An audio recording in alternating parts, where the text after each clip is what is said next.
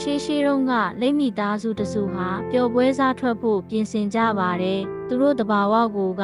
နှေးကွေးတဲ့လိပ်တွေဟာပျော်ပွဲစားထွက်ဖို့ပြင်ဆင်တာလဲ9 နှစ်တောင်ကြာပါတယ်တဲ့။နောက်ဆုံးတော့လိမ့်မိသားစုအိမ်ကထွက်လာပြီးတင့်တော်တဲ့နေရာကိုရှာကြပါတယ်။ထွက်လာပြီး2 နှစ်အကြာမှာတော့သူတို့အတွက်အကောင်းဆုံးနေရာတစ်ခုကိုရှာတွေ့သွားကြပါတယ်။အဲ့ဒီနေရာကိုတန်ရှင်းရေးလုပ်တာတို့ပျော်ပွဲစားအတွက်စားစရာတွေကိုချင်းတောင်းထဲကထုတ်ပြီးပြင်ဆင်တာတို့ကိုတော့6 လအကြာမှပြီးစီးသွားပါတယ်။အဲ့ဒီအခါကျမှသူတို့စားမိကြံခဲ့တာကိုတီးလိုက်ရပါတယ်။စားမပါတဲ့ပျော်ပွဲစားကကောင်းနိုင်မှာမဟုတ်ဘူးလို့သူတို့ထင်တယ်။အဲ့ဒီကိစ္စကိုအကြာကြီးဆွေးနွေးပြီးမှတော့အငယ်ဆုံးလိတ်ကလေးကိုအိမ်မှာစားပြန်ယူဖို့ရွေးချယ်ပြီးတာဝန်ပေးလိုက်ကြပါတယ်။မိသားစုထဲမှာအမြန်ဆုံးဖြစ်တဲ့လိတ်ကလေးဟာလူးလိမ်ပြီးငိုယိုပါတော့တယ်။နောက်တော့ဂတိတစ်ခုတောင်းပြီးမှသွားမယ်လို့သဘောတူပါတယ်။ဂတိကတော့ဘသူမှသူပြန်မရောက်မချင်းအစားအသောက်တွေကိုမစားပါဘူးဆိုတဲ့ဂတိပါပဲ။တမိသားစုလုံးက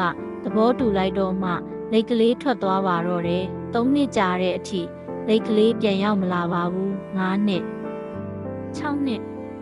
9 နှစ်မြောက်လာတဲ့အခါမှာတော့အသက်ကြီးဆုံးလိတ်ကြီးကဗိုက်စာတဲ့တန်ကိုမခံနိုင်ရှာတော့ပါဘူး။ဒါကြောင့်သူတော့စားတော့မယ်လို့ပြောပြီးအသားညက်ပေါင်မုတ်ထုတ်ကိုဖွင့်လိုက်ပါတော့တယ်။အဲ့ဒီအချိန်မှာပဲလိတ်ကလေးကတစ်ပင်အနောက်ကနေရုတ်တရက်ထွက်လာပြီးအော်ပြောလိုက်ပါတယ်။တွေ့လာသားကိုစောင့်ကြမှာမဟုတ်ဘူးဆိုတာတိသားပဲတော်ပြီးစားသွားမယူတော့ဘူး။လူတချို့ဟာတခြားလူတွေကိုကိုမျောလင့်ထားသလိုလုပ်ပေးဖို့စောင့်မျှော်ရင်းနဲ့ပဲကို့အချိန်တွေကိုဖြုံးပစ်တတ်ကြတယ်။သူများတွေဘာလုပ်တယ်လဲဆိုတာကိုအလေးထားစိတ်ဝင်စားနေရတာနဲ့ပဲကို့အတွက်တောင်ဘာမှမလုပ်ဖြစ်လိုက်ကြဘူး။ဒီပုံမြင်လေးကိုအတူယူပါကို့ထုတ်ကိုထမ်းဖို့အတွက်ကို့အလုပ်ကိုလုပ်ကြပါလို့တိုက်တွန်းလိုက်ပါရစေနော်။